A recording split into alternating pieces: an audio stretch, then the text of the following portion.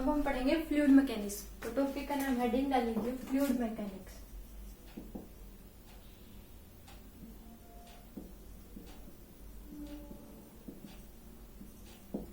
Fluid mechanics में क्या होता है कि दोनों होते हैं लिक्विड प्लस गैस।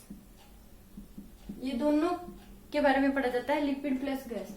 और इसको भी हम दो पार्ट्स में पढ़ते हैं, एक फ्लूइड स्टैटिक और फ्लूइड डायनेमिक। फ्लूइड स्टडी में क्या होता है, स्टडी ऑफ फ्लूइड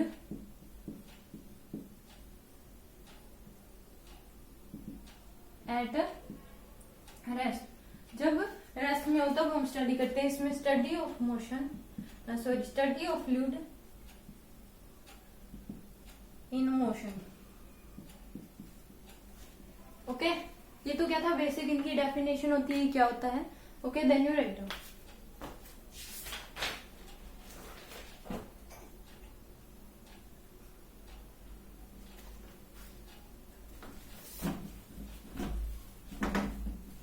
अब हम पढ़ेंगे फ्लूइड स्टैटिक।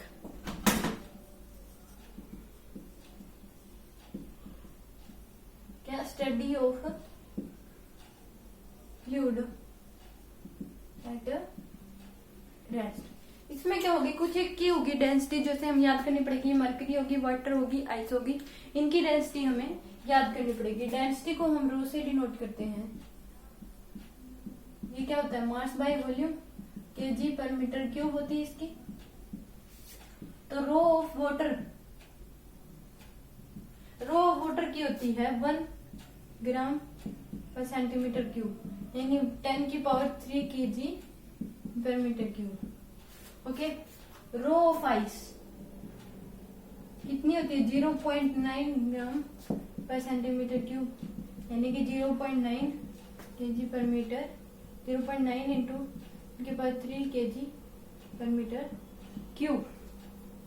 ओके, और रो ऑफ मरकरी की सबसे ज्यादा होती है 13.6 होती है, 30.6 ग्राम पर सेंटीमीटर क्यूब, यानी कि 13.6 इंटू 10 की पावर 3 केजी पर मीटर क्यूब। एक होती है रो ऑफ, हम देख लेते हैं वुड की, जो लकड़ी वगैरह होती है, इसकी होती है 0.8 ग्राम पर सेंटीमीटर क्यूब। ओके, 0.8 इंटू 10 की पावर 3 केजी पर मीटर क्यूब। ओके, सब डेंसिटी जो होती है उसकी सबसे ज्यादा, जो मरकरी जो होती है उसकी सबसे ज्यादा डेंसिटी होती है, ये शायद 6000 पर केजी मिलती है। इसकी इतनी सी मात्रा में ही बहुत ही ज्यादा डेंसिटी होती है, ये बहुत ही भारी होती है। Okay, then you write down.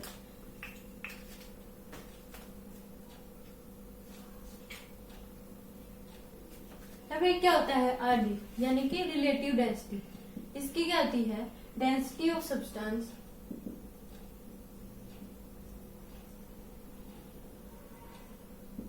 Divide by density of liquid. ये रिलेटिव डेंसिटी होती है। एक होती है स्पेसिफिक ग्रेविटी, ये क्या होती है, density of substance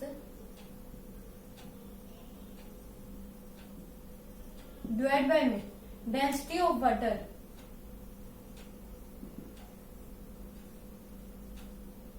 eight 4 degree Celsius temperature पे। Okay, then you write down. ये एक स्पेसिफिक ग्रेविटी एस जी से कहते हैं, एक आरडी रिलेटिव डेंसिटी।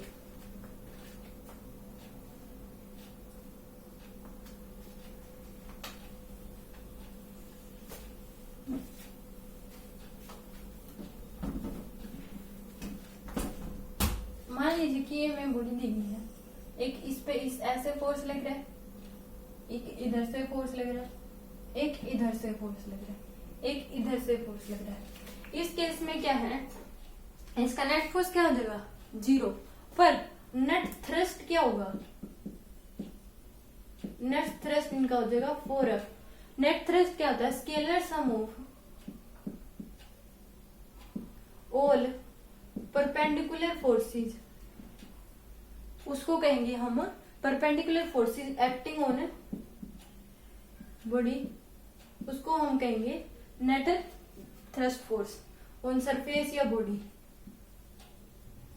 किसी बॉडी के सरफेस पे जो नेट परपेंडिकुलर जो फोर्सेस लग रहे हैं उनके स्केलर सम को कहेंगे हम thrust force. Okay, then you write down.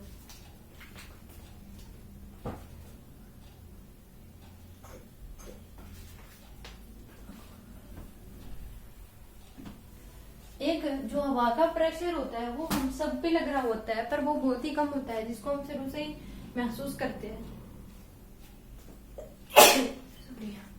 वो उसको हम पी नोट से डिनोट करते हैं, जिसकी वैल्यू होती है 10 की पावर 5, जो कि बहुत कम होता है, जो सबके ऊपर लगा होता है। अगर वो इतना ज्यादा होता तो हम सबको अपनी तरफ खींच लिए होते, तो वो कितना हो जाए 10 की पावर 5। वो सबको मतलब महसूस नहीं होता, वो पर सबको होता है। या मान लीजिए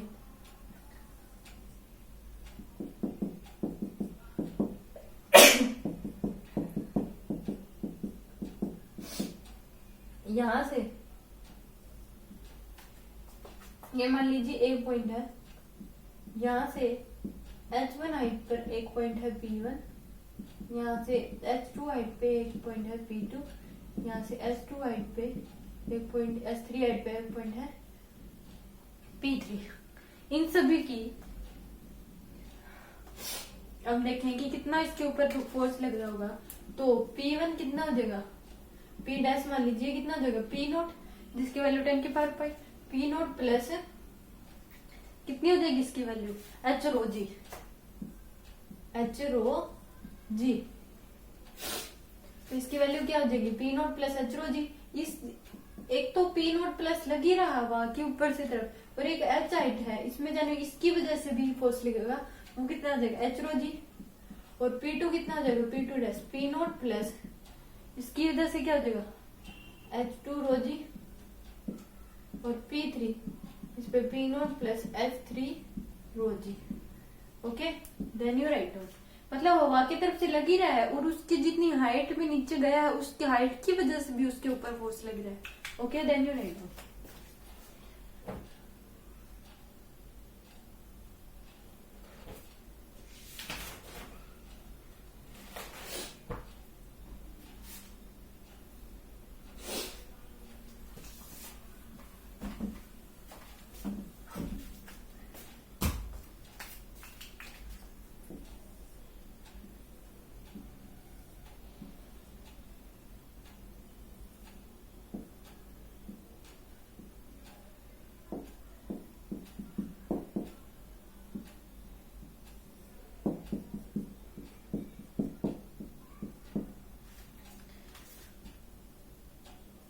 ए बी सी डी पॉइंट है, 4 मीटर, 6 मीटर और ये 6 मीटर। ओके, इसकी डेंसिटी आपको दे दी 10 की पावर 3 kg पर मीटर क्यूब। इसकी आपको दे दी 2 इंटू 10 की पावर 3 kg पर मीटर क्यूब। इसकी आपको दे दी मान लीजिए 4 इंटू 10 की पावर 3 kg पर मीटर क्यूब। इन सब की हमें निकालेंगे, P A point, P B point, P C point, इन सब पे हम निकालेंगे। तो कितनी हो जाएगी पी ए पॉइंट पे, तो क्या होगी ओनली पी नोट 10 की पावर 5 लगेगी। बी पॉइंट पे, पी बी पॉइंट पे कितनी हो जाएगी पी नोट प्लस एच रो जी, पी नोट 10 की पावर 5 प्लस एच कितना इसका 4 इंटू रो कितना है 10 की पावर 3, जी कितना हो जाएगा 10। ये कितना आ गया हमारे पास एच रो जी, इसके हमारे पास आ गया पीबी। अब पीसी पे निकालेंगे तो इसकी वजह से भी लगेगा और इसका खुद का भी होगा, तो पीबी प्लस पी नोट इसका भी लगेगा, पीबी हमने कर लिया। ओके, अब एच कितनी हो जाएगी ये 10। ओके,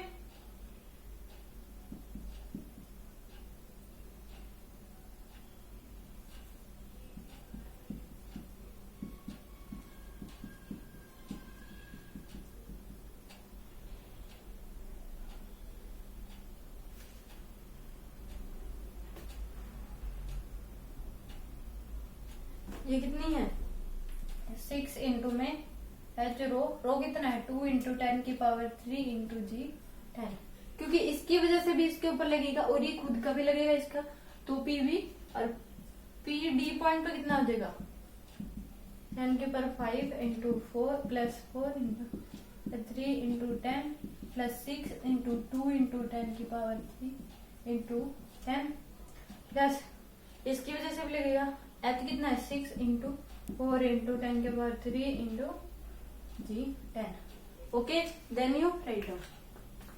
तो इनका पूरे का टोटल, अगर इसका क्या हो जाएगा इन सब, अगर इस पॉइंट पे पूछेगा तो इसका और ऊपर से एयर प्रेशर, जब इसको पूछेगा तो इसका और खुद का, इसके पूछेगा तो इन तीनों का सम इस पे आ जाएगा। Okay, then you write down.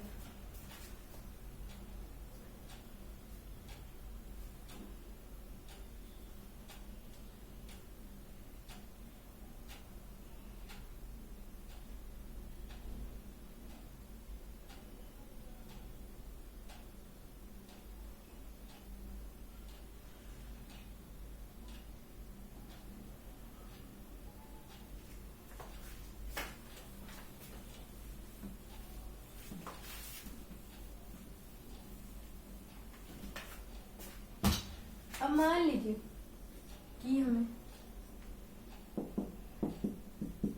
यहाँ पे ए पॉइंट दे दिया और यहाँ पे बी पॉइंट, तो इन दोनों का जो प्रेशर होगा वो इक्वल होगा और इनके बीच में क्या होगा होमोजीनियस होना चाहिए, लिक्विड होना चाहिए, मिक्सचर होना चाहिए।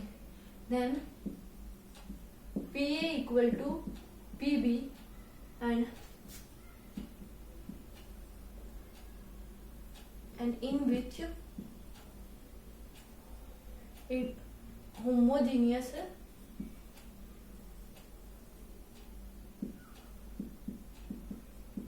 ये होमोजीनियस लिक्विड होना चाहिए, सॉरी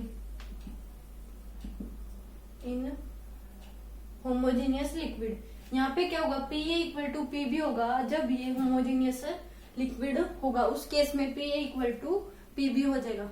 अगर मान लीजिए ये हम ले लें, ये क्या होती है कैपिलरी होती है, इसका अगर यहाँ पे ए पॉइंट है यहाँ पे बी पॉइंट है तो इसमें भी क्या हो जाएगा p equal to p b हो जाएगा और होमोजीनियस लिक्विड होना चाहिए इस केस में। तो then p a equal to p b, तो इसकी रेट क्या हो जाएगी in 2 points, if 2 points are at a same place, same level, then PA equal to PB if in a homogeneous liquid. Okay.